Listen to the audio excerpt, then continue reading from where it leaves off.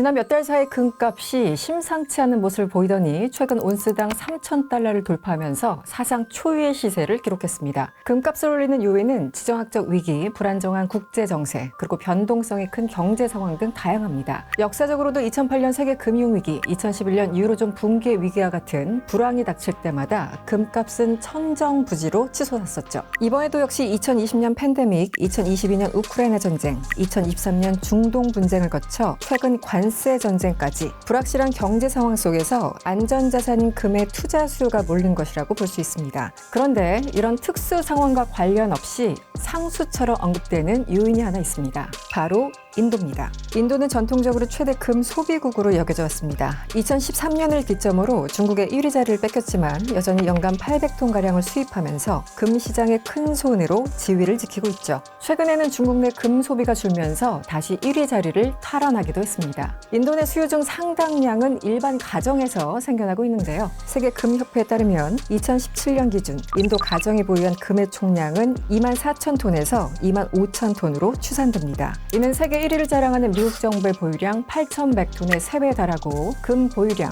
10위권 중앙은행 9개가 보유한 총량보다도 많은 수치라고 합니다. 최근 시세인 1트로이 온스당 3,000달러를 기준으로 환산한다면 2조 5천억 달러, 한화로 3,539조 원에 달합니다. 심지어 전 세계적으로 금값이 폭등한 지금도 인도의 금 매수세는 그리 크게 꺾이지 않고 있는데요. 그렇다면 인도인들의 금 사랑은 어느 정도인 걸까요? 그리고 그 이유는 무엇일까요? 안녕하세요. 저는 이승원이고요. 오늘은 인도의 금 사랑에 대해서 조금 더 가까이 들여다보겠습니다.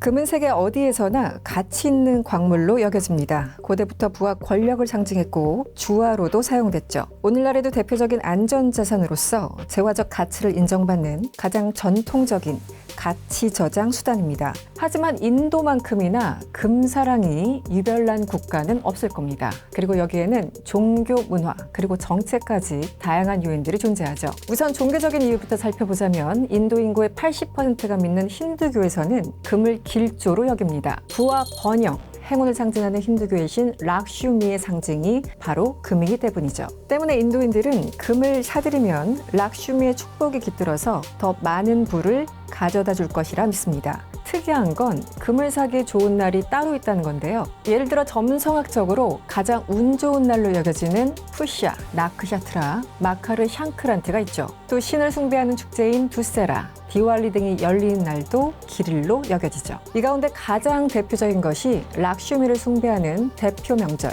디왈리입니다. 디왈리는 매년 10월과 11월 사이에 5일에 걸쳐 열리는 축제인데요. 이 닷새 중에서도 단테라스라 불리는 첫째 날은 1년 중 금을 사기 가장 좋은 날로 알려져 있습니다. 그래서 이날 단 하루에만 수십 톤의 금이 팔리기도 하죠. 당장 작년 단테라스만 해도 20에서 25톤의 금이 팔린 것으로 추산되는데요. 심지어 인도 현지 금값은 전년 대비 30%나 올랐는데도 판매량은 5% 감소에 그쳤습니다. 4월경에 악사야 트리티아 역시 금을 사기 좋은 날로 여겨집니다. 해당 기간에만 평균 20톤가량 판매된다고 하죠. 이런 기를들이 거의 매달 있다 보니 그야말로 1년 내내 금을 안 살 이유가 없습니다. 또 인프로가 부족한 농촌 인구가 60%를 웃도는 것도 상당한 영향이 있습니다. 그런데 농촌 인구가 많은 것이 금 소비량과 대체 무슨 상관일까요? 아무래도 농촌에 거주하다 보면 은행이나 ATM 등 금융 서비스에 접근하기 어려울 수밖에 없습니다. 그래서 투자 수단으로 실물인 금을 선호하는 경향이 강해지죠. 여유 자금이 생기는 대로 금을 사서 집에 보관해 두는 겁니다. 세계금협회에 따르면 농촌 지역이 인도 전체 소비량의 무려 60%를 차지합니다. 그래서인지 다소 흥미로운 현상도 있는데요. 인도의 우기인 몬순 기간이 지나면 인도의 금 소비량이 폭발적으로 증가한다는 겁니다. 몬순 기간 풍부한 강수량으로 인해서 작황이 좋아지면 농촌 인구의 수입이 증가하고 이 증가분이 고스란히 실물인 금 수요로 이어진다는 거죠. 실제 강우량이 1% 증가할 경우 금 수요가 0.5% 증가한다는 연구 결과도 존재합니다. 종합하자면 인도에서는 말 그대로 틈만 나면 금을 사는 문화가 형성돼 있는 셈이죠. 이 때문인지 인도 금 소비는 경제 상황과 무관하게 일정량 유지되는 모습을 보입니다. 실제 한 논문에 따르면 인도 내 소비의 70%는 가격이나 경제 상황의 영향을 받지 않는다는 분석을 내놓기도 했습니다. 종교적인 이유로 금 수요가 높은 것도 분명하지만 또 다른 이유도 있습니다. 바로 결혼입니다. 아니 어쩌면 더 크다고도 볼 수 있겠죠. 세계 금 시세를 결정하는 LBMA에 따르면 인도인들은 결혼식에 사용할 금을 최소 20g에서 최대 2kg까지 구매합니다. 그리고 이런 결혼식이 매년 1,000만 건, 많게는 2천만 건까지 치러지고 있죠. 때문에 금 보석류의 매입액 규모는 매년 72억 달러, 한화로 10조 원에 이른다고 합니다. 실제 인도 전체의 금 보석류 수요의 절반 이상은 결혼식에서 발생하는데요. 이렇다 보니 인도의 웨딩 시즌은 세계 금 시장이 주목하는 대목이기도 합니다. 금은 인도 결혼식의 필수품이나 다름없죠. No gold, no wedding. 금 없이는 결혼식도 없다는 말이 속담처럼 통용될 정도입니다. 여기에는 앞서 말한 종교적 그리고 문화적 이유가 있습니다. 중요한 이식에 금을 사용하던 것이 수천 년의 역사를 거쳐서 바로 관습으로 굳어진 거죠. 또 가문의 위세와 지위, 경제 수준을 과시하는 자리이니만큼 최대한 화려하게 치장하려는 의도도 있습니다. 한편 신부 측은 지참금 압박 때문에 금을 모으기도 합니다. 다우리라 불리는 인도의 지참금 문화는 분가하는 딸의 재산권 보호를 위해서 금을 들려보내는 것에서 시작됐는데요. 제도적으로 부동산이나 토지 등의 재산 상속은 아들들에게 유리하게 돼 있다 보니 딸들에게 줄 수 있는 것은 금밖에 없었던 겁니다. 그런데 점점 강제성을 띠면서 악습으로 자리 잡았고 급기야 1961년 정부 차원에서 폐지됐죠. 그럼에도 불구하고 여전히 90%의 결혼식에서 지참금이 오가는 실정이죠. 지참금 부족을 이유로 살해당한 신부가 2017년에서 2022년까지 불과 5년 동안에만 3만 5천여 명에 달할 정도니 그 압박이 어느 정도로 강력한지 알 수 있습니다. 실제 인도에서는 지참금을 위해서 여아가 태어나는 바로 그 순간부터 금을 사모아야 한다는 말이 나올 정도입니다. 2020년 개발경제학 저널에 따르면 금값이 오를수록 여아 신생아의 사망률도 함께 오른다는 정말 충격적인 연구 결과가 발표되기도 했습니다. 부모들이 미래 지참금 부담을 걱정한 나머지 임신 중절까지 감행하는 경우가 있다는 거죠. 문화적 압력이 얼마나 크게 작용하는지 알 수 있는 대목입니다. 그리고 이 압력은 강박적인 금 소비로 이어지고 있죠. 이처럼 인도인에게 있어서 금은 습관이자 관습이고 심지어는 종교적인 존재에 가깝습니다. 금이 더 많은 금을 불러올 것이라는 믿음 속에서 성별, 나이, 지위 불문하고 모두가 금을 사모으고 있죠. 인도 금정책센터인 IGPC에 따르면 인도 가구는 소득 수준과 관계없이 총 투자 금액의 18%를 금에 투자하고 있습니다. 그런데요, 애정이 과했던 걸까요? 인도인들의 금신화는 뜻밖의 사태를 불러오기도 했습니다. 한창 성장 가도를 달리던 인도는 지난 2012년 최악의 경상수지 적자를 기록했는데요. 이때 세계 1위 수준의 엄청난 금 소비량이 주요 원인으로 지목됐습니다. 사실 어떻게 보면 당연한 결과였습니다. 인도는 금 자금률이 연간 1%에도 못 미치는 순수입국인데 반해서 수입량은 지나치게 많았던 거죠. 석유 다음으로 많이 수입하는 품목이 금일 정도였으니 말이죠. 심지어 2010년에는 수입량이 1,000톤을 넘어서기도 했는데요. 이땐 2008년 금융위기 여파로 금값이 고공행진을 할 때였습니다. 당시 인도 정부는 상황을 심각하게 여기고 강도 높은 소비 억제 정책을 펼쳤습니다. 금 수입 관세는 2012년 1월 2%였던 것이 2013년 8월에는 10%, 그리고 그 다음 달인 9월에는 15%까지 인상될 정도였습니다. 또 수입한 금의 20%는 재수출해야 한다는 이른바 8020 룰이 적용되기도 했습니다.